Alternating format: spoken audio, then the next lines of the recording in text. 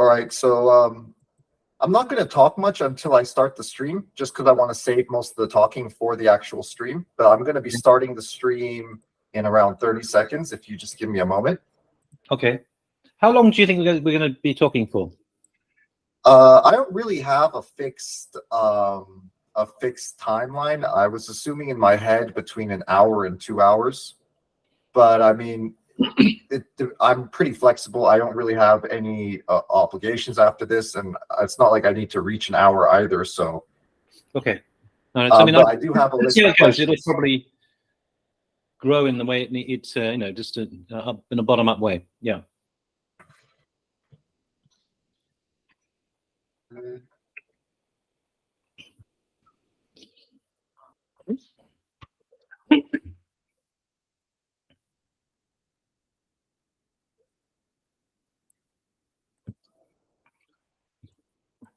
We're streaming now. Okay, so I'm going to introduce. Hey guys, it's Met here, and I'm going to introduce our guest that we have today. It's with great pleasure. Okay, so actually now it started. It's with great pleasure to introduce our distinguished guest, Professor Neil Leach, a British architect, theorist, and educator. Professor Leach has made significant contributions to the field of architecture across a wide range of topics. A highly accomplished academic, he holds degrees from the University of Cambridge and the University of Nottingham and is taught at prestigious universities across the globe.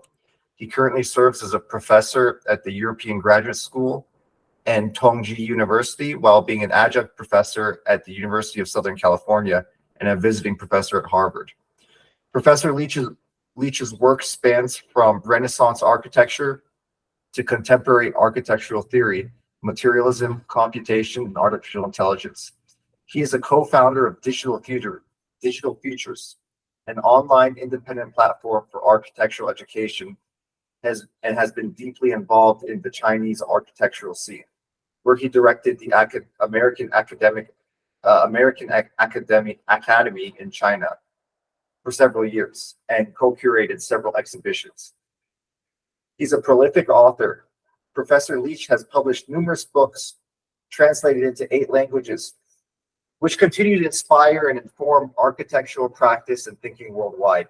His 2 most recent books, Architecture in the Age of Artificial Design, an Introduction to AI for Architects, and Machine Hallucinations, Architecture and AI, delve into the intersection of architecture and artificial intelligence. Welcome, Professor Leach. Glad to have you. How's your day going? Thanks. I mean, maybe just one thing. The bio is slightly out of date. I'm no longer teaching at Harvard. I'm now at FIU, Florida International University, where I'm the director of the Doctor of Design program. But no worries. That's that's my mistake. I got that from your website, so I just. Yeah, no, that's out of date too. Sorry. Okay. No problem. No problem. So, how's your day been? Good. You all right? Good. I'm struggling to keep up with things, I would say. At the moment, I'm getting one of my books is coming out in Chinese, and I'm trying to update it. But as soon as you update it, it's out of date. So it's one of these. I have until Thursday to finish it. So there we go. Understood. And if you don't mind me asking, like, what is in the last couple of weeks or month or so, what has your day-to-day been like? What tasks have been taking up most of your day-to-day time? Well, right now AI is so hot that I found myself online or in person giving lectures all over the place. In fact, the last 2 weeks I've been talking to the American Institute of Architects, who are kind of concerned in some ways. Also to Autodesk, who are software developers for architecture. But it's just. And also everywhere, literally everywhere, like 2 or 3 times a week, I find myself somehow talking about these things because it's such a hot topic in the world of architecture, for sure. No, I agree. I feel like right now the internet is literally on fire with people talking about, the recent advancements in artificial intelligence, GPT, and it seems like it's had an effect on nearly every other field. From computer science, medicine, architecture, and it's just getting the rate of technological advancement right now. It's so hard to even stay up to date. even in just one field, let alone have an understanding of where all the fields are together. Well, yeah, I mean, I'd say, but that it's all very recent, right? I mean, as recently as 2019, nobody was even thinking about AI in my field, and I put in a proposal to curate the British Pavilion at the Venice Biennale, sponsored by Google, and working with people like Refik Anadol and Zaha Hadid architects, and we weren't even shortlisted. So, you know, basically, I think with the launch of these diffusion platforms, suddenly people are paying attention to it, and a few books came out last year as well, including my own. So it's really very recent, and suddenly the world of architecture, anyway, is waking up to this thing. And I would say that along with other people who have been working in the area for 6 years or more, 7 years or so, we're all pretty startled by what's happening, you know. And I think it's an extraordinary moment that is both incredibly exciting, but also, I would say, terrifying at the same time. No, I agree. You know, I'm currently a software engineer at MasterCard, and I pretty much spend a lot of time talking to the data scientists who they pretty much do AI for a living and have been for the last couple of years. And I remember, like, last August, I was out at lunch with one of the data scientists, and I was talking to them about AGI and whether artificial general intelligence, and whether they thought it was ever going to be possible to a degree where it would actually be useful. And most of them were saying to me, "Oh, it's never going to happen. Like, I don't think it can ever happen." And ever since last December, they're not so certain anymore in their predictions. So it's quite interesting to see how even people in the field of artificial intelligence have been kind of blindsided by the current developments. I mean, just today, Geoffrey Hinton made a kind of comment. He resigned from Google and made this kind of comment about how scary it was. And he's somebody that we all respect, of course. So if he says that, then it's truly an astonishing moment. I mean, I'm not negative about it, but I just wish that a lot of people would wake up to really what it's about and understand it for what it is. But it's certainly a game changer in many ways.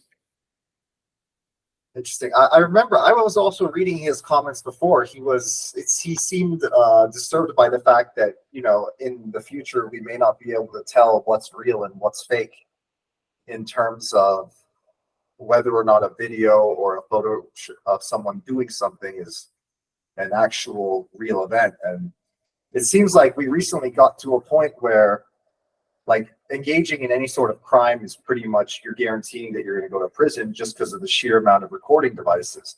But it turns out that was just the golden age, I guess, of being able to capture criminals, because in the future, people will just be able to say it's a deep fake, and we'll go back to kind of how things used to be, where pretty much people are going to have to be caught with actual eyewitnesses, or else you don't have anything on them, right?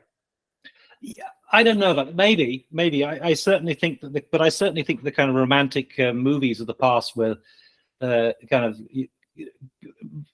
criminals will get away with things. I think that's so. I don't know about whether you can be able to tell the difference between deep fakes. I agree with you. At the moment, it's very difficult. I see an image, and I'm trying to work out whether it's real or not. And yeah, but I don't know.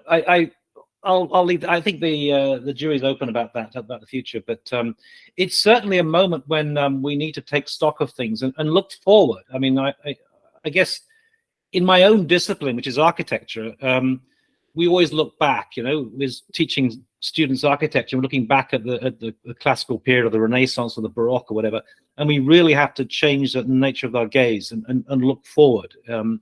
Because you know, the future is coming upon us ever quicker. So it's time to really to pay attention, I would say. Yeah. So okay, so you're aware of the two groups. Basically, there's the effective accelerationists, who are the people that believe that you should contribute to the advancement of artificial intelligence, to try and make artificial intelligence as capable as possible, as soon as possible. And then there's the effective altruist camp, who are like the less wrong guys. Who less wrong is a forum where people discuss philosophy, where they basically believe that the progress of artificial intelligence should be slowed down and be heavily controlled. I don't want to put you firmly in one camp, but how would you see yourself leaning along that spectrum? Well, I think the latter group, and I'm assuming you're referring to those who kind of like basically wrote this letter asking these large language models to people producing them to slow down. That's simply unrealistic. It's like, asking the two leaders in the Olympic marathon to slow down, because everyone's going to catch up. So, I don't think that's realistic, and we need to, the horse is bolted. We need to just deal with it as it is. There's no way. I think that's no way we can slow things down. I think we've got to go with it. And if we slow things down, other people are not going to slow down. So there's huge potential competition out there, especially in places like China. So yeah, it's good. Okay, so let's shift to some more specific questions on your background, if you don't mind. Sure. So it seems that your initial research interests were on the Italian Renaissance, and at what point in your career did you start becoming interested, even outside of artificial intelligence, but start being interested in digital architecture and digital tools for architecture? Yeah, well, the early stuff doesn't really relate so much to things, but when I first became an academic back in the 90s, I was working on continental philosophy, people like Derrida, Deleuze, and so on. And these were the debates that people were excited about, Michel Foucault and so on. And I was teaching in some of the leading schools like Columbia and so on, and I, alongside very progressive design studios. And I realized that maybe I needed to change my thinking and shift into a kind of to try and theorize the world of computation. So that's what I did. I have to say it's not that easy to theorize computation, especially with a robotic arm. And a robotic arm just does what it does, unless you start developing something about a theory of the cyborg and so on. There is a way of taking it. But really, I think things took off with, and I was working on swarm intelligence before this as well. But things took off, I think, with AI because it immediately opens up some deep philosophical questions about questions of consciousness, as well as ethical questions. And I'm terribly interested in those myself, but it suddenly altogether comes in a really interesting way. And that's what I find exciting, is how in this moment we've got a kind of overlap between the arts and the sciences, between the world of academia and the kind of the profession out there. And some of the leading figures, like Demis Hassabis, have clearly got PhDs, but they're working in the corporate world. Blaise Aguirre-Arcos and so on, super smart people. And we're also getting something that's coming together, the world of AI and the world of neuroscience. And I find that particularly interesting. The fact that, people like Jeff Hinton, he did a PhD in neuroscience before he became an AI specialist. Then you get people like, I don't know if you know Anil Seth. Anil Seth's a neuroscientist dealing with consciousness, very interesting guy. And he did a PhD in AI. So this world is coming together in an incredible way. So it's a kind of perfect storm in some senses. And I think some of the most interesting debates are occurring right now. And it's forcing us to radically rethink many of the things we thought in the past. So right now, it's suddenly I realize that this move has proved to be effective. And by getting involved in AI several years ago, I'm now really positioned to kind of comment in some way, and it's just absolutely fascinating what is happening at the moment. So I'm kind of really excited by it at the same time as being terrified. And what in particular is like what type of things are actually terrifying to you, if you don't mind elaborating on that? Well, no, yeah, sure.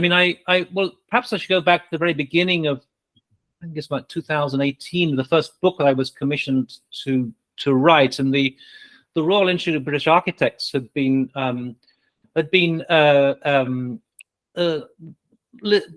the books of people like the Suskins, who talk about the end of the professions and so on, and they were worried about architecture, and they asked me to come up with a book. And I spent about 3 or 4 weeks. I thought very deeply about it, and I came up with a book, and the title was going to be The Death of the Architect. which didn't go down very well with the Royal Institute of British Architects, of course, because I don't think their members wanted to know that their profession was about to die. And they said, well, could you put a question mark after it? And I said, no, I think it needs to be an exclamation mark.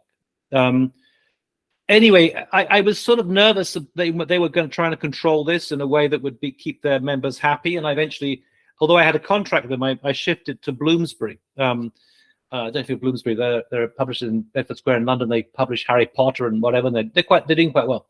And so I started writing a book for them. And I was a little bit, I felt compromised because I was dealing with a topic that I was amazed by, but I was also terrified by. And a bit like Elon Musk, right? I mean, he's using AI the whole time, but he's warning us it's going to be the end of civilization and God knows what.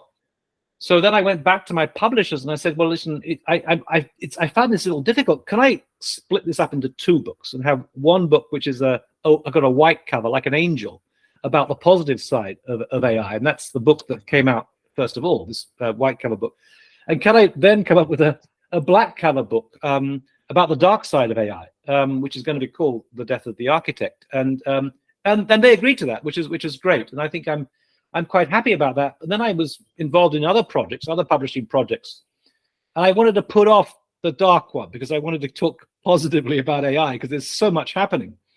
But it seems that really suddenly, that issue has become quite to the fore, as it were. And it's important for me as an educator, and I'm teaching kids who are going to be out there, if the singularity actually happens, it's going to happen when they're the peak of their career. So it's important for I think for all educators to be aware of these things. And then I guess the next thing that happened was there was an article on Dezeen, there's an online media platform that was saying, don't worry, it's okay.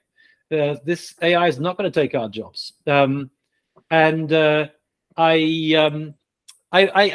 them and said, are you sure? And then they commissioned me to write something. And I actually used ChatGPT to generate this article, at least to generate the first paragraph and the last paragraph. And what I found interesting was that there were 2 responses, the 2 camps. And one was the kind of those who knew about AI, right? And they were saying, of course, we knew all this, right? And then there was the people who kind of were sort of in denial, I would say. They were very pompous architects who were kind of saying, there's not a single AI on the market that could possibly match my ingenuity and my creativity and so on and so on, And it created quite a rumpus. It really did try to kind of stir. But strangely, everyone started asking me to kind of talk after that, and because of that, and I went to talk to the American Institute of Architects, and not a group I would normally talk to, I would say, in Nashville. It was the week before last, and it was interesting. And this was actually, it was the CEOs of the 60 leading architecture practices in the country. So a small group of 60 people, but 60 very influential people. And I wasn't sure what they were going to say. Would they have responded a bit like the RIBA, for example? But no, they were quite, they took me very seriously. And I could see a lot of heads nodding in the audience. So, I think that people are now kind of beginning to realize that it's an issue, which is slightly going in conflict with what other people are saying, who are just jumping on the bandwagon and saying these diffusion models are amazing. Look what they're generating in terms of images. And I kind of spoil the party a bit by saying, well, yeah, but that's almost the problem. And I don't think actually diffusion platforms are going to take us very far anyway. But the point is, the real threat of AI is not because it's evil, because it doesn't think. So you can't have any intentionality, you can't be evil, but because it's so good, it's so capable. And I completely agree with what Geoffrey Hinton was saying today. And so that's my point: is that in terms of the black book and the white book, the seeds of the black book are already in the white book, where I'm saying, well, very soon we're going to get systems that are going to be able to design buildings completely autonomously. And actually, I mentioned when I was with the AI, I mentioned your YouTube video, which I saw several weeks ago, and about the impact on computer science, which I thought was really really interesting for two reasons. I mean, one, you pointed out something that I should have been alert to and I wasn't.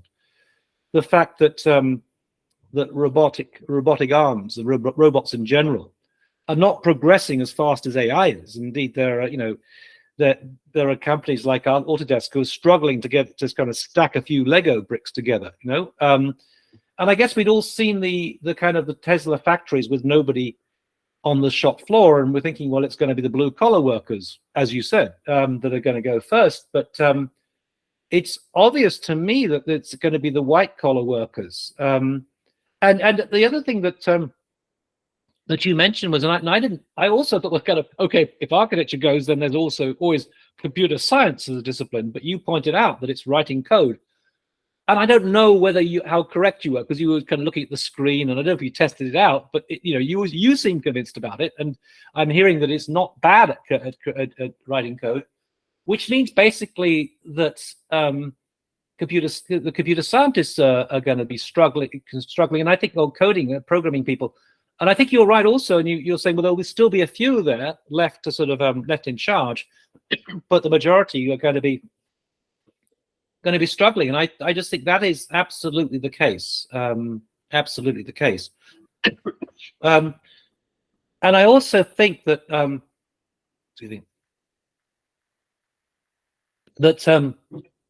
we've kind of been cushioned in some way by some of the early research that was looking at. There was two scholars in Oxford who were looking at all the different professions, and they were looking at which ones were most at threat. And clearly, telemarketeers had already disappeared, right? And architects were like 70 something on a list of 700. They look kind of seemingly safe, right? And it was based on the notion that the creatives should be okay. I'm not sure whether they're creative or not. That's another question, but I think what that particular study missed out on is that it's not a one-to-one. It's not you versus AI. The real comparison needs to be made is somebody using AI versus other people not using AI. And I heard it quoted by someone, and I'm not quite sure on what basis, but one of the leading figures in the field, that in certain domains anyway, one person using AI could achieve as much as 5 people not using AI. So that's the present situation, where it's a kind of form of extended intelligence, a kind of prosthesis, shall we say, to the human imagination. But that's not going to last very long, right? That's going to be the case maybe for a while. But even that's going to come up. So I think it's fascinating to try to kind of start reading these emerging signals and trends that are developing, to try and sort of piece together what the future might be all about. And I think you're right. I think you're right that to be concerned about it. I mean, I don't know. I shouldn't go on too much, but I've had a number of warning signals, I guess, that I came up, and I won't go on them. But this one, the ChatGPT one, when it was right after it had been launched. I was watching the football World Cup, soccer World Cup, the quarterfinals, Brazil versus Croatia. And there was a penalty shootout. And I don't know if you know, but Neymar, who is the kind of leading Brazilian player, didn't get to take his penalty because he was number 5. And by that particular point, Brazil had already lost the match. And one of my Brazilian colleagues went to ChatGPT and said, who the hell should have taken this penalty? Who should take the penalty first? And it basically said the best player. So in other words, Neymar should have taken that penalty first.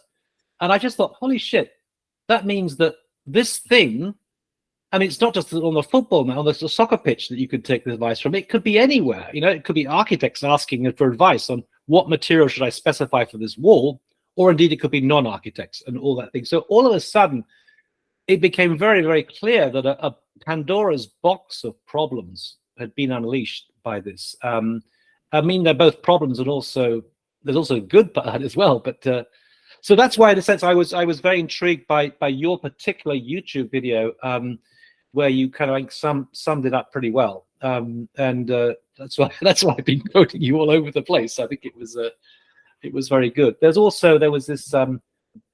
it's a Canadian academic, I forget his name now, a very conservative one, who also had a YouTube video about the dangers of all this thing. But anyway, I don't want to be a sensationalist, but I think it's important to address these things. So I don't know. Have you any thoughts on follow-up thoughts on that particular video that you produced? Well, I mean, so one thing I want to note is it seems like in the past, whenever a technology had been developed, it had the effect of basically forcing people up the academic hierarchy. So if your job got replaced, then you would just have to go back to school, learn a skill that would require more time in school, and then re-enter the workforce at probably a higher wage and better standard of living. But now the scary thing about these new AIs that are being developed is the fact that instead of people being forced up, and also combined with the fact that robotics is strangely lagging behind AI, whether it's in the capabilities of the robotics or just the capital cost of spreading those robotics through society. Like, even if we could make a maid bot, it probably would still be more expensive than paying someone $10-20 an hour to be a maid. So it seems like now we're going to have the effect where technology actually starts to force people down the ladder. And I've always kind of been a purist in the economic sense, where I always kind of thought that the goal of a good economy is not to have jobs, but the goal of a good economy is to have goods. But that was always assuming that there were going to be jobs there. Yeah. The problem comes where there's actually not many high-level jobs, and really the only scarce thing in an economy becomes essentially commodities.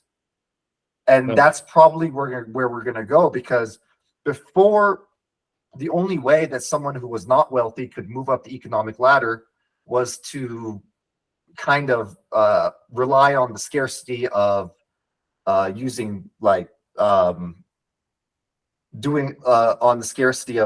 being able to do intellectual work. Now that that's not scarce anymore, I'm worried that we may go back to something similar to feudalism, where the only thing that's scarce is raw commodities and land. And at that point, it doesn't seem like it would be good for the vast majority of human society, even though we may have a great surplus in goods that are now available or other services. Because I mean, who's going to care about being able to watch AI generated movies if they can't even feed themselves at the end of the day, or have a nice home, or basic standards, basic things that would contribute to a quality standard of living? Well, I mean, okay, so I mean, just one comment first of all is that I think Martin Ford makes the comment that, of course, there were, in the past, horses were made redundant by cars, right? But the difference is we have a learning. This is a learning tool, which means it kind of is very different. I actually was thinking about these things. I had an interview with Autodesk, and they were asking, well, when everyone's using AI, how are you going to how do you compete with one another? And it struck me, actually, there is a way out potentially. I mean, I think one of the things that AI does is it breaks down silos. I mean, I can design fashion now. I mean, actually, it looks pretty damn good, and I've not been trained at all, and of course, fashion designers can design buildings, so it's also a two-way thing.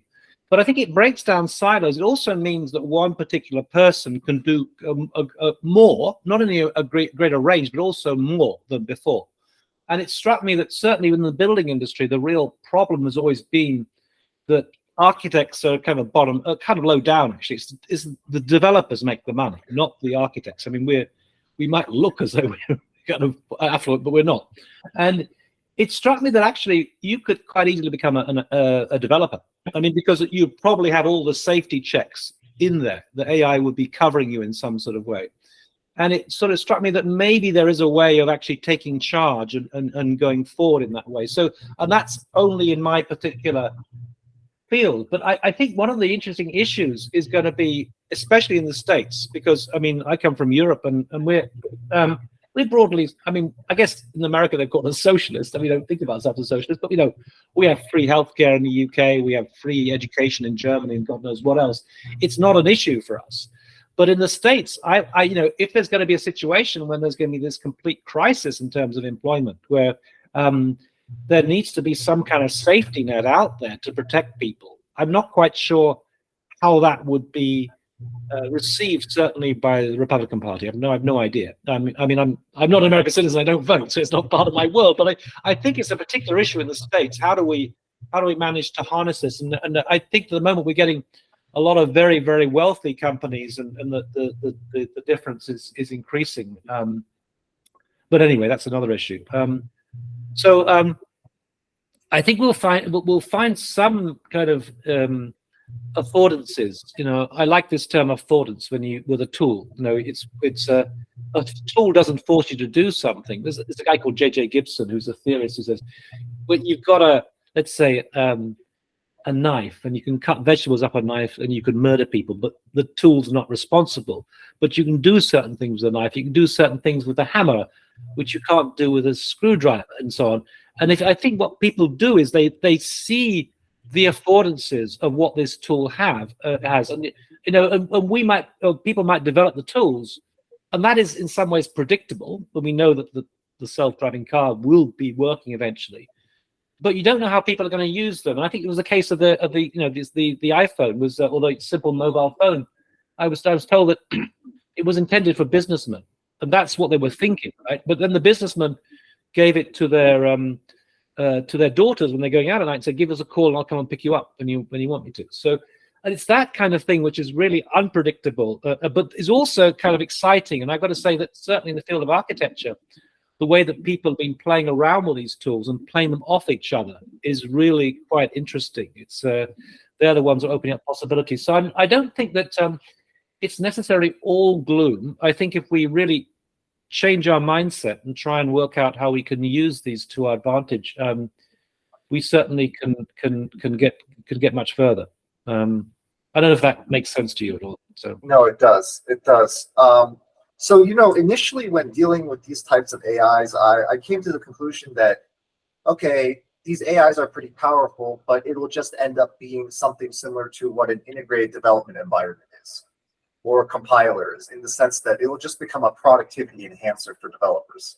And I assume you originally had maybe the same thought process, and maybe even the same evolution in your thought process, where initially you thought about artificial intelligence, how it would make the jobs of architects easier, and later on how it would be able to increase architect productivity. When and what event do you think actually led to you becoming worried that, okay, this may not just be a productivity multiplier, it may actually come to a point where the architect is out of the loop completely? Oh, I mean, I've always been a little terrified. The actual event that really made me terrified was, and this must have been 2018. I'm just guessing now. I was maybe 2019. I don't. And I was boarding a plane from LAX, and I had my boarding pass, and I went up to the flight attendant and showed my boarding pass, and she said, "I don't need that. Just look into this panel here." And they were testing out a kind of facial recognition system, obviously. And it recognized me, and I thought, "Holy shit!" And I was just having a glass of wine, but I was slightly drunk. But I thought, "Holy shit! This recognized me from every single other person on the planet." That was the moment where I thought, do not underestimate this system. So, I've always thought in the long term, and of course in the short term, it is this, it's something that it becomes a kind of prosthesis in some sense. It extends what we can do as architects or as software engineers and so on. But I've always been thinking about the long term. So I don't know whether it's kind of this kind of dystopian kind of Blade Runner view that a lot of architects have about the future, but I've always been aware of that. I think, yeah. Interesting. Okay. Yeah. So, just to reiterate, you've been afraid for pretty much longer than everyone else, because me, I was kind of in the same camp as those data scientists that I mentioned before in this call, up until around 6 or 7 months ago, where I thought it will never really achieve a high level of artificial general intelligence. Maybe we'll have like image classifiers here that maybe will recognize you at the airport, or maybe we'll have something like that, but it'll never be able to problem solve and do critical problem solving in a general abstract way. So I guess in that sense, you've been pretty ahead of the curve. Well, I don't know about that. I certainly think that my thinking has evolved over time. So one of the things I know I'm interested in is kind of like neuroscience, and I host sessions on digital futures about that. We had Jeff Hawkins. I don't know if you know Jeff Hawkins. He's the guy who invented Palm Pilot, but he's also now a neuroscientist, and he basically thinks that these things aren't intelligent. They're not according to human intelligence. They're not intelligent, and which at first I kind of balked at, because I thought, well, how can you say that? But actually, I don't think they are intelligent. I mean, I think we need to be very careful of the language we use, because there's a real risk of anthropomorphizing AI. Even the term intelligent, the term learning, all these terms are a little bit tricky, because I'm actually with, I don't know if you know Claude Shannon's work, this early kind of information theorist who I actually think that what they're doing is not intelligence. They're doing a form of information processing. That's what they're doing, but they're doing it very effectively. And from that point of view, all the people who are saying, well, it's never going to catch up with us because it's not sentient, it's not self-aware, it hasn't got consciousness. I don't think that matters at all. With a machine, provided it does the job, who cares? If your toaster toast your bread properly, you don't care if it's sentient or not. And that is the thing that people have got, I think, a mistaken or overconfident about, the fact that I'm not sure that AI will ever get consciousness. Actually, I don't think it needs to anyway. But I think that's been a bit of a trap. We've been resting on our laurels, thinking it's not going to be doing like us. But maybe we should look the other way around, and we should think, well, maybe we're not good enough at what it does. So in some senses, I'm wondering whether I mean, I think that one of the big examples that always struck me was the AlphaGo match and this Move 37 thing in game 2. I'm aware of that. Do you mind? Oh, okay. So let me just say briefly, there was maybe two big historical moments. Back in 1997, of course, there was Gary Kasparov being beaten by Deep Blue at chess, something that Ray Kurzweil had predicted by the year 2000. 1997 happened. And then in 2016, it was AlphaGo, which is produced by DeepMind. It took on Lee Sedol. And this was a very different category, because there are more potential moves in Go than there are atoms in the universe. So even if you put all the computers in the world together, you wouldn't be able to calculate. So they had to shift from the kind of expert systems they had for the chess match, where they were just simply trained on all the chess matches that had taken place, towards learning systems. And anyway, what was interesting about that, it actually was really a really interesting moment, because there were a series of what they call slack moves, where AlphaGo was doing things they thought were glitches. And there was one particular famous one that no one would ever make that move, had made that move before. And there was the commentators. There's a clip of them kind of saying, "Well, that's a strange move," and the guy said, "I thought it was a mistake," And what was interesting, and of course it wasn't a mistake, because 100 moves later, and you don't know whether AlphaGo had been predicting that or not, but 100 moves later, that particular move that particular stone joined up with two other stones and won the match. But it really kind of shocked people. That the real problem was not that it was being more creative than we were. The problem is that we couldn't even recognize what it was doing, and I think that's the important sort of question. So I mean, if depending on whether we call it intelligence or information processing, I think that essentially it's a bit like with dogs, right? Dogs, we all know dogs have got greater sense of hearing and smell than human beings. Well, we've got to accept that AI can do things that are just off the spectrum, and we don't even know about them, just as we can't smell the things that dogs can smell. And I think that was the thing that really shocked me. So it could be creative, and we wouldn't even recognize it was being creative. So anyway, that was a crucial moment, certainly, and a lot of architects think about that. because it's a kind of strategically, I think AI is better at doing certain things, and we've already found from some of the software it's been developing for urban planning that it also does that. It comes up with solutions or proposals that are kind of counterintuitive, that we would never have thought about as architects, and yet they prove to be kind of effective solutions. I mean, that's not to say, I mean, architecture as a discipline is a mixture of being kind of entirely logical and functional and following strategic logics, and also kind of making it look good, right? And that's a different question entirely. But I think from that point of view, we've got to recognize that whatever we call it, if you call it intelligence or information processing, it's exceeding us, and we don't even know how much it's exceeding us. I often quote this comment that Jack Ma and Elon Musk had a discussion 2019, I think it was, in Shanghai, and Jack Ma makes this comment: "I can't imagine human beings creating anything more intelligent than human beings." And Elon Musk replies, "I completely disagree. You know, AI is going to be much smarter than the smartest person you ever know." You know, I'm completely on board with that. So, you know, I think that basically we're being eclipsed. I mean, I think that Jeffrey Hinton is completely correct, and I mean, he's analyzing it as a computer scientist. I don't know if you read his comments in the last couple of days, but he's kind of saying that not only are these bots kind of operating instantaneously, but they're sharing the information. It's like having 1,000 people all sharing the information all together, and that's why he's alarmed.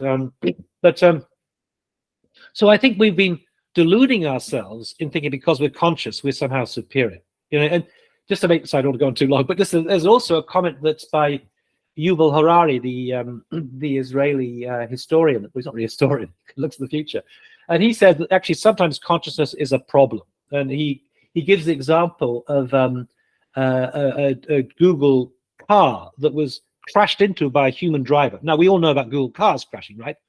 But this one was a human driver crashing into it, and he says it's probably almost certainly that driver was distracted, was checking his messages or something or whatever it was. And he said sometimes consciousness can be actually an impediment in some ways. And then he makes this comment that there are many routes to superintelligence, not all of them passing through the straits of consciousness. So I think this obsession about us being superior because we're conscious is completely misguided. And I think we've got to reset and realize that these machines, and they are machines, are actually hugely capable. No, I agree completely. And I feel like a lot of these discussions on whether or not these machines are conscious or not essentially boils down to the free will versus determinism debate. Because there's a lot of people who would argue that, okay, these machines, they probably don't have free will, right? But then there's a lot of philosophers out there that would argue that, even humans don't have free will. That every human's next decision might be some function of his current biological state plus his past experiences. And even from like a solipsistic perspective, I know I'm conscious, but I could theoretically make the argument that you may not even be conscious. You're just emulating the behaviors of someone who is conscious. Yeah. So I don't even think that's really that relevant of a discussion, because humans could have the same argument. Oh, I'm better than you as another human just because I know I'm conscious and you may not be conscious. Except now they're just making that same argument to a computer. The one thing that's pretty worrying to me about that AlphaGo example is the fact that there's a lot of discussion right now about humans and AI alignment, and how we're going to basically find a way to train these models to basically care about what we as humans would care about.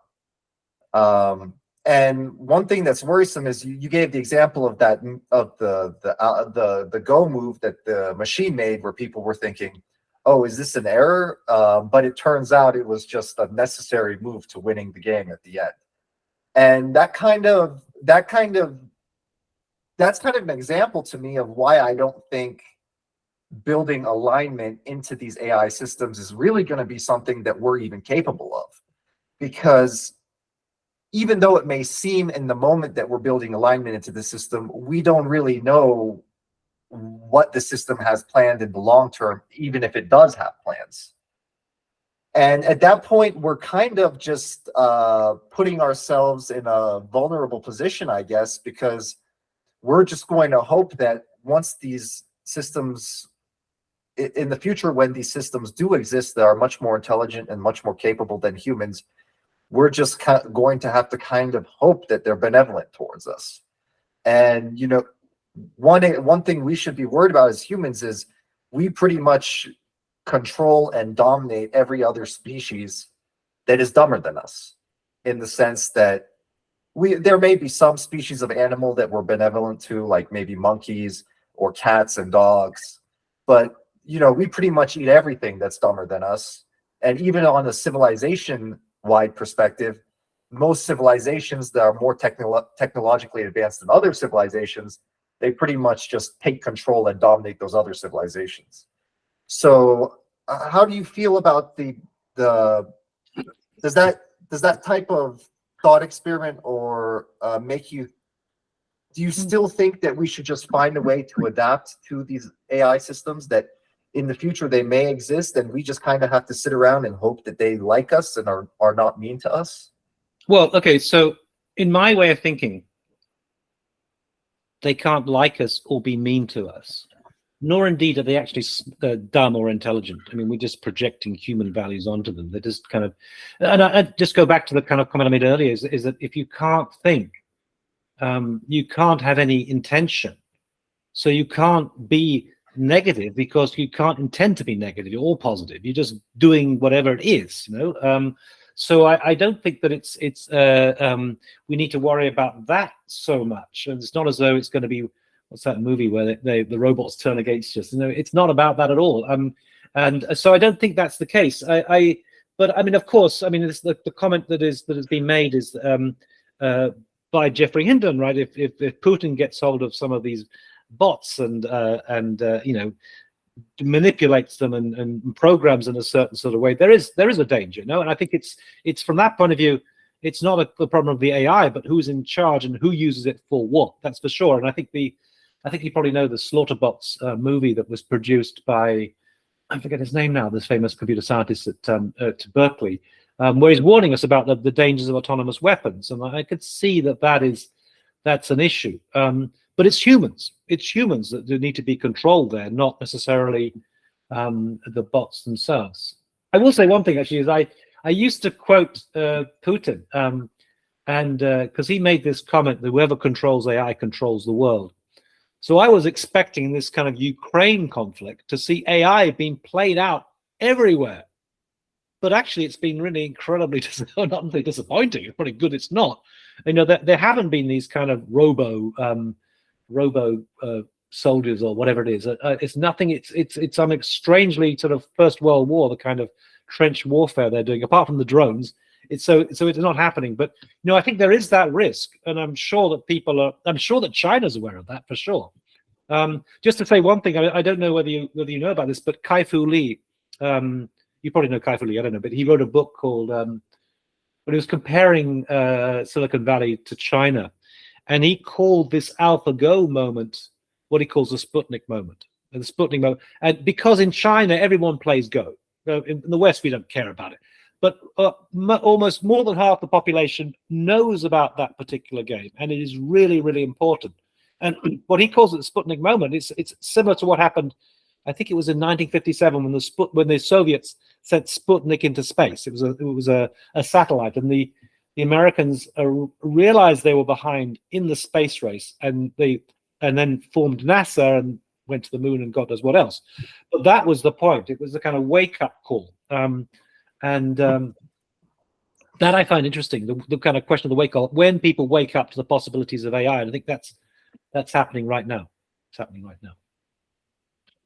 So it's interesting you bring that up, especially the Putin quote of who controls AI controls the world, because it seems right now that pretty much all of the AI and the large language model developments are pretty much coming out of the US. With, you know, there are some developments outside of coming out of Israel with I think there's like there's a I think there's one company in Israel that's also coming up with their large language models. Do you think there's going to be any like potential geopolitical shifts or trends that will occur because, you know, the US is pretty much almost all the developments in these AI technologies are coming out of US. Seemingly we have control over them for now.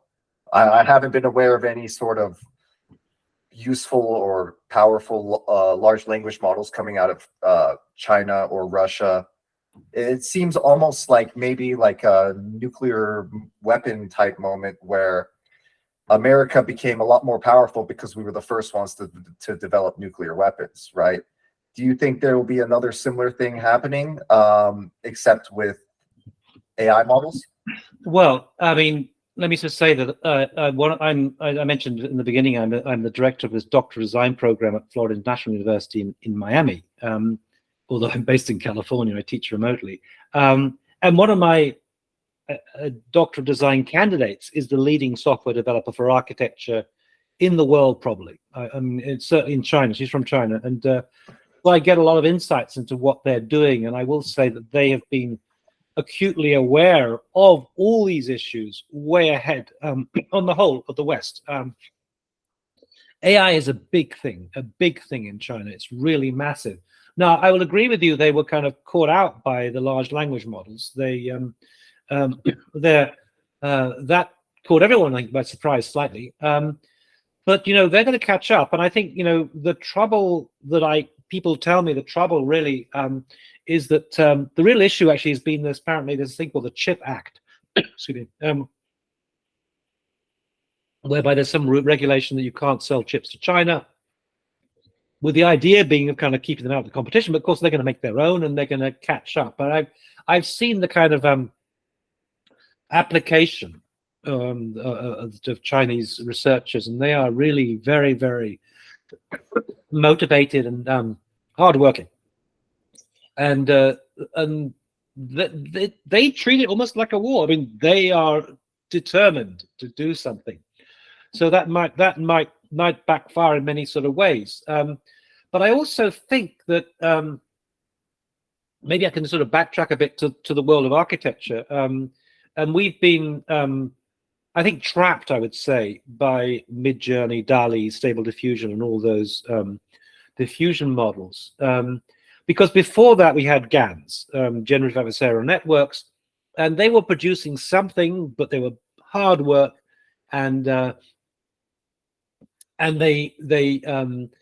what they produced was not very good and fuzzy and whatever and so on. But now what's happening is that the kind of DALL-E and Midjourney things, I mean, you could see that on my Instagram thing. I mean, I'm doing it like anyone else, are basically taking us, shocking us in the same way that ChatGPT did. You know, we thought, holy shit, how can it do that? You know, and without actually having any particular computational skills required. I mean, no, it's not as though we have to be an expert in anything. And it renders all this thing, and it produces these incredible images. And that has been a kind of that's been in some ways helpful in the sense that people are now paying attention to AI.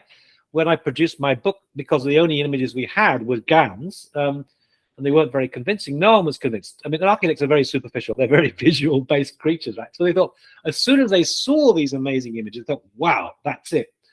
But it's also a trap, because I think that actually it doesn't get you very far. You're working in the world of images, and they're generating extraordinary things, but they're not that useful. They're used in offices like Zaha Hadid Architects to kind of what they call ideate, to brainstorm ideas before a competition and come up with lots of different options and so on. And in that respect, they're useful. But the real challenge is, firstly, they've not been trained on architecture at all. They've been trained on, they're huge generic models, right?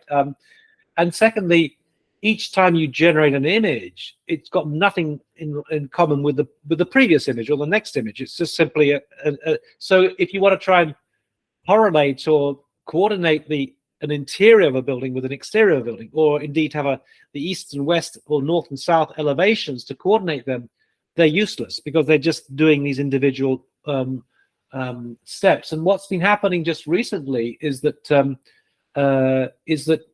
one of the leading figures, a guy called Daniel Bolojan, has been going back to GANs, but not using for image generation. He's not been inputting images, he's been inputting parameters. And I don't understand fully what he's doing. But what it's doing is allowing him to coordinate these things. And of course, he's also he's customizing the data set for the particular office that he collaborates with. So, in a way, the problem with Midjourney and DALL-E is they already have their aesthetic biases and preferences that are often pretty ugly sometimes, and the challenge is to overcome them. So what he's saying, why don't we replace these with ours? So on the one hand, he's getting something that's much closer to the kind of work that they do, and at most offices they have a kind of signature, shall we say. There's a style. You always recognize a Frank Gehry building or whatever. So they want to try and maintain that in some way. But he's also managing to coordinate these different sort of logics. So you're getting east and west elevations and so on, which is actually a really an important step. So a lot of architects are just trapped in those language models in the sense that they're just giving just kind of random interesting images. Now that's not to say that I think there's another logic there which is we haven't really explored fully, which is the kind of more the chat GPT logic, which is to say there's also the advice that you get from these things, and like, please write me some I don't know some kind of script that will look at Python script or something and generate this thing. Of course there's that, but architects tend to think just at the surface level of the image and things, and don't think about the logic behind them. And I'm always trying to sort of say, don't get so worked up by Midjourney and DALL-E. You should be looking at GPT-4 and God knows what, GPT-5 and so on, because that's the engines that are generating. They're the interesting things. So, so on the one hand, I think there's well, maybe I'm just critiquing that not GPT logic so much as these diffusion model logic, but I think that we need to, in order to move forward, we need to do something much more that is much more integrated. And I would say that from my own student candidate, DDES candidate, she's producing software that's going to come on stream in 3 years' time, 5 years' time, and of course she can't disclose what it is yet. But that's when the shock's going to happen, when you've got this fully automated system that is just going to do everything. So anyway, I think architects have not woken up to it. They're just fascinated by images, and that's always the problem with architects. They're just obsessed by the images and not by the performance or the logic behind it. And that's, I think, where the GPT thing comes in, because I think it's entirely logical. It's logic, and as it gets better, it's obviously no good right now, because if ChatGPT is only 80% accurate, it's no good as a kind of to give you answers, but it's going to improve. And so that's, yeah. Sorry, I rambled a bit there. No problem. It's very interesting for me to listen to. So the way that you're making it sound now is that, at least in terms of architecture, the current AI models are pretty much just useful for producing concept art, basically. Yeah. And it seems like in architecture, like one of the main things that I think was so revolutionary about ChatGPT was the fact that you could have a back and forth conversation where you could ask for something, and if that wasn't quite what you wanted, then you could be like, okay, I want this, but with more of this and less of this, and then it would kind of remember the previous context of the conversation and generate a new output until you pretty much got exactly what you wanted. So I guess what you're saying is this hasn't happened yet in architecture, but soon there will be. Or do you think that there will be? Basically, do you think that'll be like the leverage point at which point architects may actually be, in danger of becoming obsolete once there's some sort of back and forth AI that they could be like, I want the concept art, but also give me the structural designs, the interior. Yeah, that's I think that's precisely what I'm trying to get to. The combination of these two worlds. One is the kind of aesthetic world, and one is the kind of strategic world. Like playing Go or playing chess. How should I put a building on this site? And there's sort of general logics about that. And what the building looks like is another kind of question. So I kind of think that. I don't say what I was going to say. Yeah, I think that the problem with ChatGPT at the moment, in terms of architects, is they're not quite sure what to do with it. Of course, you can get them to do a Python script or a Grasshopper script or anything, and they can do that. But that's just kind of replicating what was there before. It's just making it more accessible in some ways. And I don't use Python, but presumably I could probably do it now by using ChatGPT. But the real thing is when you can move into some kind of spatialized understanding of the world. If it could play Go. I mean, and I don't think it can play Go just yet, but I'm sure there are ways in which you can combine it with other softwares where it could. And I think that's going to be where the opening is going to happen when you start moving into some kind of three-dimensional spatial logic, where it's going beyond just being text. And of course, just to say, I mean, I'm not sure if we probably are aware of this, but I mean, in terms of what's happening with the Midjourney, the DALL-E thing, is it's working through the logic of captions. It's connecting text with images that it's scraped from the internet, and it's just drawing upon that particular logic. So it is using the text, but we're not taking into a spatialized or three-dimensional arena. And I think that's and who knows who's going to do that, but it's probably going to shock us, because it's probably going to happen next week or something. So ChatGPT hasn't had its impact as yet. It's like an oracle. It'll give you really good advice, and it'll get better. But advice is to be an architect, to be a designer, you have to go beyond just advice and find an expression of something that's going to be visual in some senses. Understood. I feel like we're kind of getting close to that point already. I'm not sure if you're aware, but one of the main selling points of the GPT-4 model that OpenAI released is that not only does it take text as an input, but it can take images as an input. Right. And I think from there, it's not too much of a. Now I forget whether or not it'll actually be able to produce images as an output, but I feel like once we have a GPT model that's able to take images and text as an input and then produce images and text as an output, then we may potentially be at the point that you're describing, where these models have actually, or at least seem to be able to have, or are able to emulate an understanding of 3D spaces, and rather than just providing strategic advice. No, I'm sure that's not far away. And no, I'm just blown away by.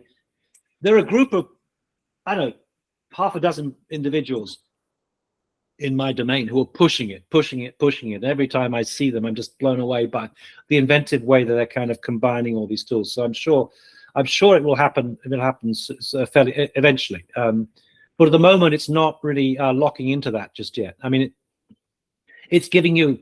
It's writing prompts for you, and it's kind of writing the code for Python and so on, but it hasn't quite yet, at least I don't think it has been taken further. But that is obviously the potential. Yeah. I want to shift the discussion a little bit to your digital futures platform. So what was the main incentive for you to start the digital futures, in the sense that, like, what gap kind of did you see in the educational landscape that was not being serviced by the current systems or institutions? Like, what were you trying to provide in terms of architectural education that isn't being provided right now? Yeah. So, I mean, there's a kind of history to this. You mentioned I was in charge of the American Academy in China back in 2011 or something, and I started this kind of collaboration with the university in Shanghai, Tongji University in Shanghai, and we had a series of. I was bringing American students or students from American university, and that built up, and we were doing things in the summer. It was initially just one workshop, and then many more. We had about 700 people eventually. Then COVID came along, and the first thing we thought. So we were the biggest kind of organizer of workshops in the world, and we thought, well, we obviously can't do it this year. Well, let's cancel it, And then I noticed that you could start doing things online that you couldn't do elsewhere. You could bring together individuals from all over the world on one platform and for a discussion, debate, or something. And what's more, you'd get 1,000 or so people watching this thing. So I thought, well, let's just go for it. I mean, I think in the space of about 6 weeks, we launched this crazy idea in the summer, and we had 17,000 people, I think it was, taking part in this thing.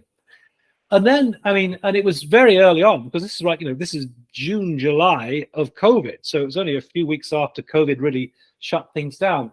And then we discovered that actually what was interesting about that was we weren't just kind of breaking through the physical walls of the classroom, because we were, but we were actually also breaking through the social economic barriers that have previously limited people to access to information. So, we actually have followers in Baghdad or in Bangladesh or Kenya or whatever, or Syria or whatever, which is an amazing thing. And we realized that we have a really kind of important kind of social responsibility to be able to share information, because some people just don't have access to it.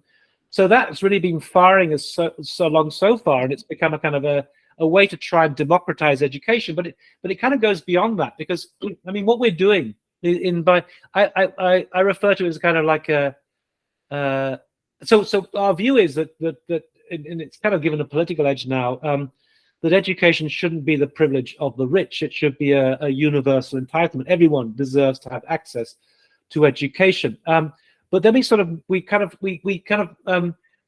taking that, even pushing that even further, and we began to realize that really the problem with education is, frankly, they're dinosaurs. There are dinosaurs in teaching professors in all over the world, literally. There's a story once of one particular professor who's such a dinosaur. When he first started, he packed out an auditorium full of students, and then by the time he retired, he only had 5 people in the auditorium. And he said, I don't understand what's going on. I'm teaching exactly the same material that I used to. I mean, that's the problem, right? These dinosaurs who are completely out of touch. They might have studied Le Corbusier 50 years ago, but they don't know what's going on. So there's a problem there. So we see ourselves as a kind of para-educational platform, which is trying to do to education what let's say Uber did to taxis. I mean, taxis were forced to improve their act because of Uber. But there's another issue that really comes out, and that's to say, particularly with what we're talking about now in terms of these developments, that every day something new happens in terms of, let's say, AI.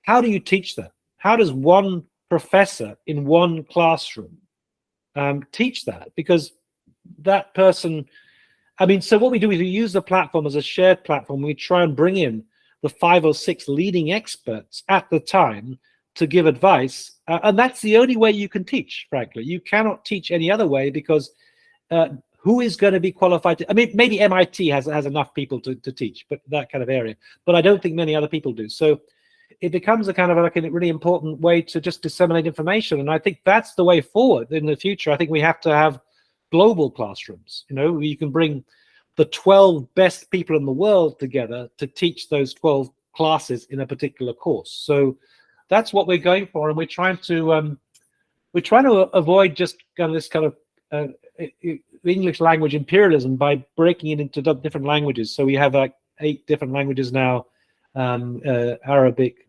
Farsi, Spanish, Portuguese, Korean, Chinese, Turkish, and so on. So that's what we're trying to do, and I think it's an interesting model because it works, and we do it for nothing. I mean, we maybe should need to get some funding for it, but we do it because people want to share their passion for a particular thing. I mean, musicians are kind of similar, so it works, and I'm interested to see what impact it has eventually on mainstream education. I've taught in places. I taught in the Bauhaus, or rather right next door to the Bauhaus in Dessau in Germany. And in Germany, you have free education. And we got the most incredible students from all over the world who couldn't afford to go to Harvard, couldn't afford to go to other places. And they went there because it was free. And I began to realize that the top 2% in any country, the top 2% are all super talented. So, it's not as though there's something inherently superior about Western countries. There's not. So anyway, it doesn't sound moralistic, but that's what we're trying to do, is to try and open things up with this platform. And it's certainly working. When you think of, so we had a session on AI and neuroscience. We had Yosha Bach came in. I don't know if you know Yosha Bach, but he's a crazy guy. And I mean, you get 200,000 people watching these things. I gave a talk on AI, got 200,000, and I'm used to teaching about 5 people in a classroom, and it's just doing something very different. So I don't know what it's going to lead to. It's like the Wild West. We saw this potential territory. We thought, let's go and do what we can do, and we've no idea what it's going to lead to in the future. But it's kind of an interesting experiment, and it's kind of working. It's kind of working. Yeah. No, oh, go ahead.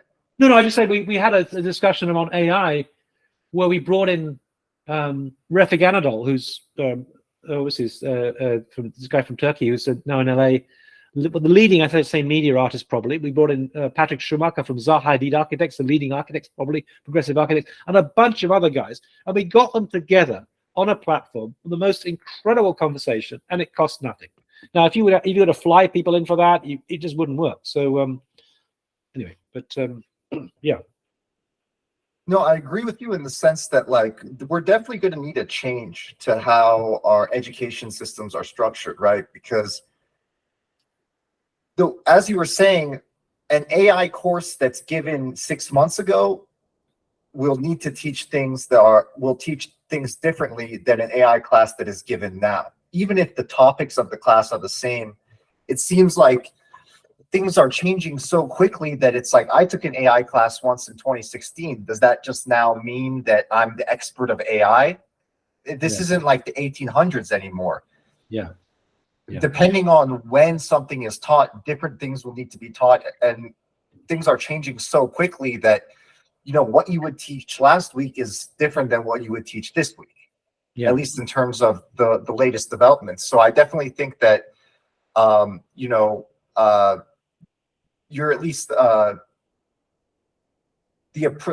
approach to how we teach people things will definitely need to change, at least to give people the best educational outcomes. So maybe I can just throw something out there. Another thought is, and we've spoken about how the profession of architecture, alongside other professions of computer science and so on, are going to be struggling probably in the future. And I don't know how much they'll be struggling, but so that's a factor. So let's say we only need 30% of the architects that we had in the past. That means that only need 30% of the students. Now, the other thing is that once you've got AI, I mean, you've got to use it. I'm really against this idea of banning ChatGPT from the classrooms. It's a bit like banning calculators, whatever it was, 30 or so years ago, from maths exams. I mean, once you've got a calculator, the question is, do you need to do long division? Why don't you just use the calculator? But then once you've got AI doing all these things, then the question is, well, do you need to spend 5 years studying architecture? And the answer is probably not. So if you factor in that maybe the length will be reduced to 3 years.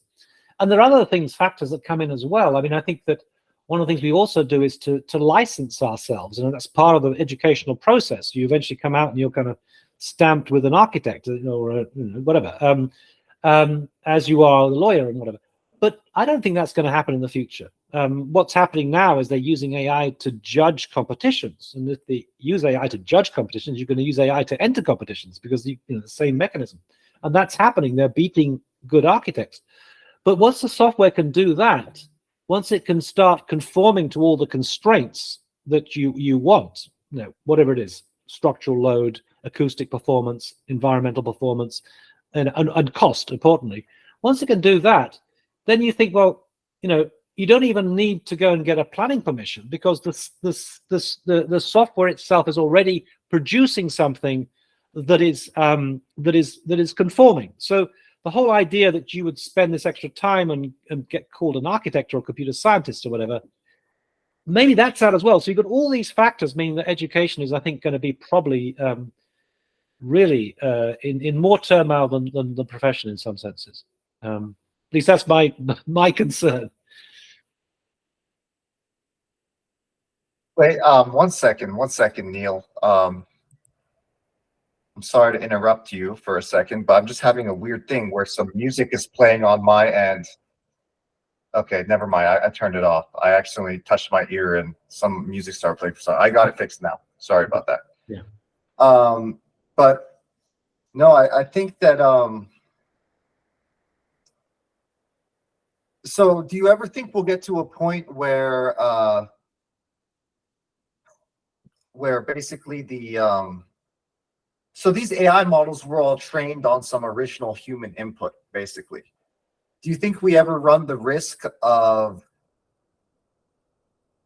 in the future, these AI models will just be, even if these models get better, do you ever think that there'll be like a type of scenario where the parasite kills the host, in the sense that now there won't be, like, one thing that OpenAI is very worried about is that they will be training the future versions of GPT on GPT generated text.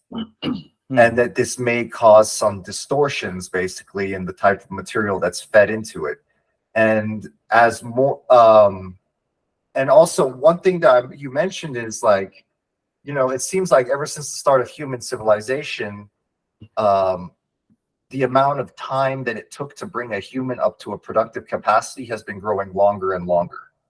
You know, 300 years ago, a human was probably a productive human at 16, and then it became 18. Now humans aren't productive at least until they graduate college for the most part. So now it's 22.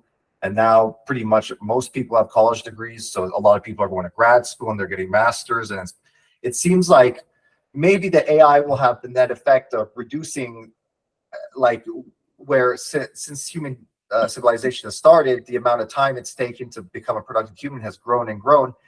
What do you think about the effect that AI may have the potential of creating a historical trend reversal, where now instead of taking longer and longer for a human to become productive, we may have humans that are actually able to become productive again at 18 or 16, and reducing the amount of time it takes to train a human until they're productive? No, so I guess there's two questions. Yeah, no, I that's probably going to happen. I think that the I still think that in the end, certainly in design field, and it's not a territory you know so well, but I still think there is actually something important to be learnt. So I don't know if you know, have you used GANs before, or generative adversarial networks? Probably not. But no, I haven't. No. Okay, so let me just say that it's based on these two competing neural networks. One is a generator and one is a discriminator. And the generator's taking, you know, random noise and generating an image, which the discriminator then judges against the data set and decides whether or not it likes it or not, and whether it's good enough. And in so doing, the generator trains the discriminator trains the generator, and it eventually improves.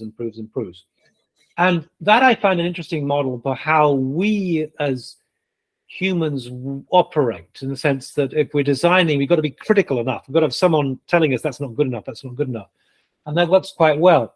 But I also think that model is kind of useful, even though we're using, a lot of people are using diffusion platforms now, because what happens is the diffusion platforms makes us better generators. I don't think humans are hugely imaginative, actually. I think we're not as imaginative as we think we are.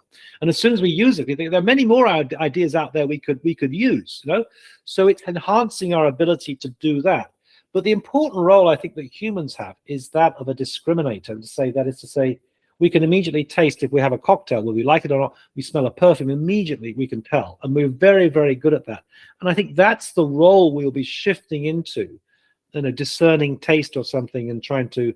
So there is still that bit of training, I think, that is still there. But for sure, the generation thing is changing. I mean, it's already changing the way, for example, we take photographs. You know, the old days, you'd have this kind of guy lining up this one photograph, you know, and take it, then you develop it and whatever. Now we just take a random sample of shots, and then we go and we look at them and we select a few out and we filter them and we edit them and so on.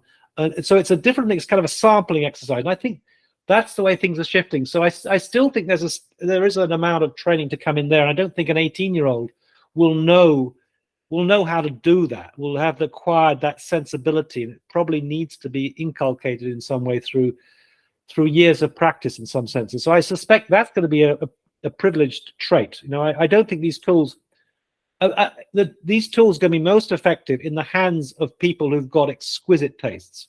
I think that still will persist, and we'll have a few individuals who are just amazing designers. So that's my thinking. Although can we call it design? Because what you're getting is just outputs, and you're just kind of selecting outputs. So I think there's a different terminology. And I think we're shifting in terms of how we're operating. Can I throw something else out there that you just to test you out, because this is not your world at all, but when you think of this game of Go, and I know you don't know the AlphaGo match, but one of the comments was made was it's way more creative than human beings. Now, I don't think it's creative at all. I just think it's processing information in a very, very efficient way. And so what people say is, oh, it's just a machine. I'm creative. I would ask the question really whether human beings are creative. And we think we're creative, but are we not just processing information in a similar kind of way? And we don't understand what we're doing. We don't understand the process, right? And we call it creativity. But it reminds me in some senses of magic, because there's no such thing as magic, right? I mean, it's just somebody concealing the operations and pretending that the rabbit comes out of the hat. So is creativity not just that? We don't understand what we're talking about really, and we just call it creativity. And maybe it's just straightforward information processing. And maybe whatever we call it, I don't think creativity is a good word, AI is going to be better at that because it's better at processing information. And we can't hide behind all these kind of mystical terms that are out there. I mean, who is it? Was it Ballard who said, magic is just technology we don't understand yet? Anyway, this goes hand in hand with my discussion about consciousness. Do we have to be conscious? Probably not. Are we really creative? I don't think so. So I think what AI is doing is become a mirror in which we can begin to understand what we are as humans. And I think that's as a theorist, my primary scientific theory, that is the most interesting thing about it, how we can see ourselves either similar to or completely different to that other world. And that's what I find intriguing. No, it's interesting because, like, to use music as an example, like most musicians, they borrow at least some component of their sound from their influences, right? And how is that really different from an AI model generating a image or a sound or a building based on its training data, which you could just say is its influences? Yeah, absolutely. Absolutely. No, I just totally. And I actually wrote about that at some point, about how we are trained very similar to what a neural network is. I mean, we're trained to design things in a certain way. The idea we have freedom is wrong. We're actually trained. This is how you should do it, right? And I also think that the idea, there's a canon of everything, canon of art, there's a canon of architecture, canon of sculpture and things. In a sense, there are models that we kind of follow. So, if you're in a school of architecture and you design a building like a pineapple, someone's going to fail you and say that's not architecture. But if you design a building that's a little bit like, I don't know, Zaha Hadid or something, but not the same, importantly not the same, then that's architecture. And you even find that the people who are kind of iconoclastic, like Frank Gehry, and I'm sure you know his Walt Disney Concert Hall in downtown LA, I mean, that's very similar to a building he did in Bilbao about 20 years ago. So architects kind of copy themselves. So, the idea of originality, I think, is also a bit of a myth. We are being trained. And I just think this model of looking at computation and thinking about what it tells us about how we operate is really interesting. And I don't know, you must know Craig Reynolds' work on Boyd's, where he was trying to model the flocking behaviors of birds. I don't know if you know that, but it's kind of a swarm intelligence model. But what was interesting, he did it back in 1992 or something. And in order to model what birds do, he had to actually understand their behavior and establish rules for them. Anyway, he got this convincing model of Boyd's, he called them, these digital birds flocking, as it were. And the point about that is that the actual bird experts, the ornithologists or whatever they're called, then understood how birds operate because someone was able to model them computationally. And that's what I hold out for the world of computation. It might tell us more about how we are thinking. And of course, some people hate that idea, but I think it's intriguing. No, it is interesting because, like, it seems like people have used agent-based models to come to conclusions as to how a lot of natural phenomena works, and in a similar way, we're starting to learn a lot about how our own brains work through these AI models, which are kind of a very similar type. It's kind of a very similar way of coming to an understanding about a bit phenomena, essentially. Mm, mm. Okay, so Neil, I remember earlier in the conversation you mentioned that you had the white book, and then you were working on the black book, Yeah. which was talking about the potential downsides of the AI. And is that am I correct in saying that that black book has not yet come out? It Or you're hasn't working come out. on I it mean, right now? no, it hasn't come out. I guess I've written about 40% of it because I was working on it before I split them up into two. And I think I'm getting more and more potential useful information that I can include in it. So it's kind of ongoing, but it's, you know, I think day by day, I mean, I don't know, the dark side is, I mean, I don't know, I just, because I really was watching Jeffrey Hinton before this discussion. It's kind of, I can, the thing is, like, what I don't know is what the answer is, right? There's clearly a problem, and it's going to problem, and it's not actually, frankly, in architecture, it's not just AI. There are other issues, you know, other pressures from the way that the profession or the way the building industry is going. So it's not just that. But the question is that, you know, what is the answer? People say, what do you do? And I say, well, actually, the first step is just to know there's a problem there. You know, once you're aware there's a problem, it's a different kind of problem. It's not one you're trapped by, but it's one that you can begin to deal with. So I'm not sure what the solution is, but it's kind of become clear, just as I'm not sure what the solution is to be, you know, when there's less and less employment, as there will be, I'm sure. But I think you need to start thinking about these things and be alert to these things. Otherwise, you're just being an ostrich with your head in the sand and pretending they're not there. So I think that actually the real question is not to do with individual professions, not to do with computer science, not to do with architecture or law or medicine or whatever. It's to do with how you handle this at a political level, because it's going to be a huge issue for sure. And you don't want social unrest. And I mean, there are other issues as well. I think you could probably think, well, if we do start, you know, we're not working so much, and I tell my students, at least you'd be working in the leisure industries, then, because there'll be a lot of leisure in the future. But what impact that can have on people's psyche when you know there's not so much work to do? It's kind of like people who retire, who kind of somehow feel meaningless, you know. So I think there are all sorts of social problems as well as economic problems, and of course political problems that are down the line. And I've got no clue what the answer is for them at all. But for sure, they're there. Yeah, it was interesting that Obama was already talking about these things back in whatever it was, 2016, and we've somehow forgotten about it. But yeah. And so the white cover book is your most recent book, is that correct? Yeah, well, I did an issue of architectural design called Machine Hallucinations, which was edited, and I don't think it's so good because it's all pictures and not much text, whereas the white one is much more text. And it's what's the title of that book? The white cover one? The white one is called Architecture in the Age of Artificial Intelligence: An Introduction to AI for Architects. Okay, understood. And it's, I mean, I think it's going to be more timeless because I'm talking about how did AI emerge, you know, the history of it and how it got into the world of media art and so on.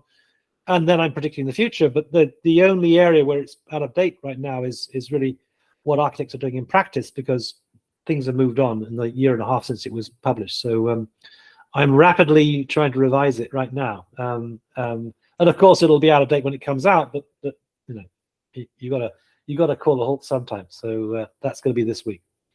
So yeah. All right. Well, I'll be sure to include the Amazon link to to both your most recent books, Machine Hallucinations, Architecture and AI, and the white cover book, Architecture in the Age of Artificial Intelligence: An Introduction to AI for Architects. I'll include the links to both those books in the description, as well as the link to your Digital Futures channel. Yeah. Maybe my Instagram as well, because things are being pushed out there in terms of information and things. So yeah. What as well? Instagram, Neil Leach 14. Yeah. I'll make sure I'll include that as well. And you know, I really appreciate you coming on to talk to us, Neil. I don't want to take any more of your time, but I really appreciate you hopping on and having this discussion with us. Is there anything else that you wanted to make sure that the audience you'd like them to check out or subscribe to? Or I mean, just to say that in that digital futures in the library, the YouTube library, we have everything there. And there was recently a series that we put together called Introduction to AI for Designers, and it was incredibly useful. You know, I gave an introductory lecture. Then we had a series of tutorials looking at all the things that, frankly, are changing on a day-to-day basis. How do you go from 2D to 3D? How do you start animating things and so on? And we got some very, very smart people in for that. And then we had this unbelievable round table. We got the leading guys in the world together, just brainstorming what's happening. And you're not going to find that in a book because, you know, it's right there right now. And I think that the podcast is taking on a whole role of its own. I mean, including yours, right? I mean, they're having an impact way beyond your particular discipline, if I'm watching them, right? And I think it's important to really keep this alive as a kind of a space for debate, for exchanging ideas and so on. And maybe we can get you on the Digital Futures sometime. We can get you to kind of to brainstorm some of these things, especially from a computational science point of view. It'd be great to have a kind of a take on GPT, because we have our own naive architectural take on things, but you're one of the guys working at the cutting edge. And yeah. Oh, I appreciate that. I definitely look forward to coming on if I were to be invited. But can I ask you one final thing, Matt? Just one final thing. Sure. What is your solution to all the things we've been discussing? What do you think is going to be the way out, or solution, or the answer, or what do we need to do from your perspective? Well, in terms of what humans are going to need to, what I think will probably end up happening, what will probably need to happen, and I'm a huge capitalist, like I'm a firm believer in property rights, but I think that the evolution of these technologies will definitely lead to there being more widespread support for things like UBI, Universal Basic Income. I definitely think that the cat is out of the bag and the genie's out of the bottle. So trying to restrict these technologies, or treating chips as if they're similar to nuclear weapons or guns, is definitely not going to work out. I feel like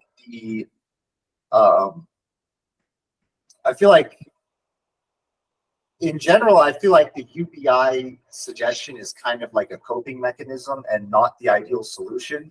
But I feel like that's probably what's going to happen. In terms of the long-term solution, or the ideal golden solution, that I'm not really sure at this point. I'm kind of I don't really know what to think. In general, I've always had the mindset of new technology will always come, and the only thing we can do is adapt. But in the past, all the technologies we've encountered were a hammer or a programming language, nothing that really was able to display any sort of critical problem solving on its own. Well, and definitely not critical problem solving abilities that are potentially greater than our own. So yeah, I know that may not be the most satisfying answer, but I really don't know. I feel like in terms of what the governments are going to have to do is, most governments are probably going to be adopting some form of UBI in order to make sure that most people are able to maintain some level of to sustain themselves. People are going to have some level to sustain themselves economically. I don't really know about what I would suggest as an ideal option for the future. I'm conflicted, just like you are. Yeah, I mean, I agree with all of that. There's just one thing I'm not sure about, and that is simply adaptation, because that sounds passive, right? You're just simply adapting to the condition out there.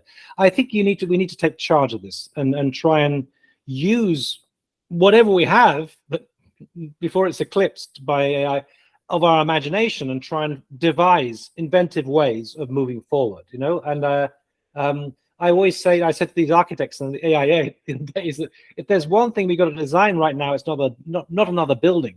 it's the future of architecture itself. And I'm absolutely convinced that is really what you've got to focus on. And that doesn't necessarily mean adapting. It means maybe inventively using these technologies by combining them often in different sort of ways, and trying to find the affordances of each technology and seeing what we can do with them. That'd be my view. So I wouldn't be so passive. I'm a great fan of the logic of adaptation because I wrote a book about that, but I don't think now it's about adaptation. It's about really taking charge and really trying to work out viable strategies that are going to make sense in the future.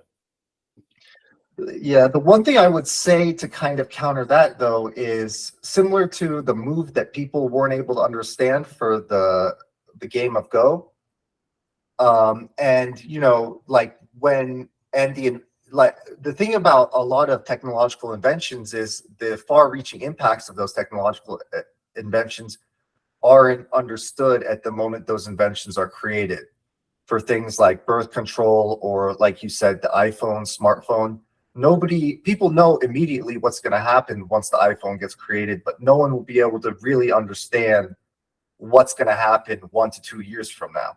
So I think that, you know, although we may be able to take charge of this thing, and we may be able to try and take charge, one thing I'm worried about is, you know, humans have always tried to take charge of technological advancements, but I feel like in the end, the technological advancements really take charge of us, because nobody was really able to predict what was going to happen as a result of those technologies being created, whether it's the computer, the internet. You know, social media was created to, you know, make it so that people could connect with each other. And there's a lot of people out there who would make the argument that society has only become more isolated since these social networks have been created. Now, that's not to say that I'm against these social networks existing. I'm a big user and fan of them. But I guess what I'm saying is, it's like the law of unintended consequences. You create something for X purpose, but you don't really know what's going to happen as a result of that technology existing. But what if you see it more as kind of like a relay race? You pass the baton onto the hackers, or God knows what, another group of people who are going to creatively use that in some sort of way. I mean, you can just all the one person can do is create the iPhone, you know, and then the rest do it. I mean, I'm an optimist in the end. You know, I think that I've been startled by the kind of the way, the inventiveness and how people are using these things. So, and I'm kind of left behind now. I've been left behind by these few people, but you know, I think we'll be okay. I think we'll be okay. But it is we'll be okay as long as we are aware of what's happening and kind of begin to address those things. That's what I would say. But it is going to lead to unemployment. So you're absolutely right. And I just want to finish by saying thanking you, because actually you kind of like you crystallized certain thoughts that I had, and I'm quoting you the whole time to architects. I'm not quite sure if anyone knows who you are or why I'm quoting you, but yeah, I think it's really good. And I actually think that is the power of social platforms, that actually we are connecting in different ways. I mean, I don't think we're shutting down. I mean, maybe in some senses, but in-person communications and so on. But I think there's a whole series of networks proliferating, opening up, which allow for kind of connectivities and communication and sharing of ideas that didn't exist before, which is exactly what we do at Digital Futures and what you're doing on your platform, right? So, anyway. All right, Neil. Well, yeah. You know, this conversation has been really interesting, and you know, I appreciate you coming on and sharing your thoughts, and you know, hopefully you and I will speak again, whether that's sometime soon or, you know, in the future. I wish you luck with Digital Futures and the black cover book that you're working on. Do you have a title in your mind for it yet, or? Yeah, The Death of the Architect. But the subtitle is The Demise of the Profession in the Age of AI, because I'm not saying it's only AI. There are other factors in there, but that's the title. And just to say one thing, that the very beginning, you mentioned the fact that I'd worked on the Renaissance and a particular guy called Alberti, who wrote the first book of architecture. And in that first book of architecture, he defined the architect. He gave us the definition that we kind of still have today. The person in charge of the building site, the mastermind, whatever. But that role is being progressively eroded through changes in the building industry. So we're not in charge very much anymore. And eventually, my point is that, but probably as a result of AI, that definition of the architect is going to come to an end. But then, by a curious paradox, the name Alberti begins in A and ends in I, which is kind of interesting in some way. But yeah. So I know the title. I know the final line as well, but that's it. Well, I feel like coming up with a good conclusion is definitely the hardest part, right? I've never written a book, but I assume it's, you always want to end it with something good, but at least you have that part completed with, and you can now focus on, I guess, creating the meaty middle part. And I mean, it's not as though I'm creating it, it's actually being created on a day-by-day basis, literally. You're just reading the news, reading these things, reading these articles, and you just think it's kind of writing itself in some senses. It's just AI is kind of generated, and I probably will use ChatGPT in part of it as well, just to go. It's probably going to be the last book ever written by a human being. Someone told me that the next version of ChatGPT is going to be able to write a 60,000 word book on a single prompt. So I don't know. But, so we'll see. We'll see. Yeah, that'll be interesting because, I remember there were predictions of the singularity, that we'll know we reach the singularity once we start having bestseller books completely written by AI models, and we start having AI best-selling authors, essentially. And it seems like we're getting pretty close to that point, to where there used to be a lot of people that were saying the singularity was never going to happen, but it looks like we're getting pretty close, and a lot of the milestones are being hit. Maybe not in lines with maybe not exactly in line with the predictions, but pretty close to when people predicted they were going to happen. But can I leave you with a final thought? I don't know if you know this guy Toby Walsh, who wrote a book called Machines That Think, which is a terrible title because machines don't think, but never mind. And he talks about, he has this prediction that we will be banned from driving. And his kind of theory goes like this. He says, well, we'll start using, Uber cars will be self-driving. They got these things in San Francisco already, right? The Bay Area. So we'll start using these self-driving cars. We'll go out for a drink in the evening. We don't drive back, so we'll start using them. They'll be very convenient, and we'll use them more and more and more. And as we use them more and more, we will start losing our driving skills. And of course, they will be fundamentally reliable by then, right? And as we lose our driving skills, we're going to find that our insurance premium is going to go up if we're going to drive our own cars. And so it's going to be more expensive to drive our own cars. And eventually, at a certain point, we'll use them less and less. We'll become dangerous drivers, and we will be banned from driving. And then he makes the point, and we won't even notice or care, which is kind of the scary part of that. And I think that's probably going to happen in terms of architecture, that we're going to, insurance premiums going to say, you have to use AI, if you're doing it yourself, whatever. So that is, I think, an interesting prediction for the future. I don't know whether that's going to be the case for computer scientists or not, but I thought that was one of his more telling comments, and a kind of dystopian Blade Runner moment to maybe finish on. But there we go. Yeah, I can definitely see that happening with not only driving, but a lot of skills too. There's like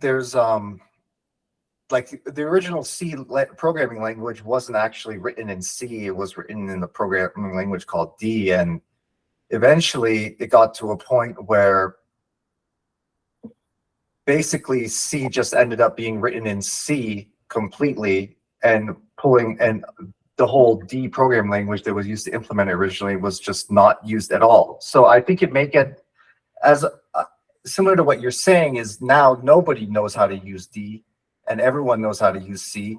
And similar to the point I was making before, where, and even though this doesn't sound very nice, the whole parasite killing the host type thing, there's probably a lot of skills that will probably just become like archaic skills similar to like archery or calligraphy or things like that that may be practiced by some people as a hobby for fun, but in reality, it won't be a part of regular day-to-day life anymore, due to things like AI. But I think there's going to be a resistance, and maybe a productive resistance, and we're doing things we don't need to do because we can do them more efficiently. I mean, I always think that passports are my big, like, I mean, they're so stupid, right? I mean, I get to the States, I've, got my face scanned, and I don't need a passport. You just go straight through. People have passports and they get stamped. I mean, what's that all about? I mean, it's completely ridiculous, So some people may want to hold on to certain things in the future, but we don't need them. We don't need them. And again, gradually, cash will disappear.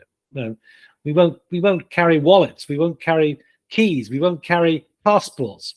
It'll be a different world entirely, and probably a better one, I think. well, I definitely hope so. And at least in the near term, I hope you have a good evening, Neil. I appreciate you joining us, and hopefully I'll talk to you at some point soon. Yeah, great. But thank you so much, and thank you for your comments that I used so many times. They were really good. I enjoyed your contributions, and I will follow you more in the future and see what you're going to follow us up with. So thank you so much. Thank you. Are you're gonna this is going to be posted somewhere as well? It will be. I'll send you the link immediately following this conversation. Great. Thanks. All right. I'll talk to you soon, Neil. You have a good afternoon. Thanks. Bye. Bye. All right, guys. So that was Professor Neil Leach. And so I'm probably going to end the stream right now. I appreciate you guys watching. In the description, I will have a link to Neil Leach's website, his digital channels, Digital Futures platform, as well as the Amazon links to his 2 most recent books, which are Architecture in the Age of Artificial Intelligence, an Introduction to AI for Architects, and Machine Hallucinations, Architecture and AI. I thank you guys for watching. Please remember to like, subscribe, and leave a comment about your thoughts on whether or not you think that these technologies will have a symbiotic relationship with humans, or whether or not humans risk being made, or at least a large chunk of humans risk being made obsolete by these technologies. Anyways, guys, it's Met. I'm signing off. You guys have a good evening.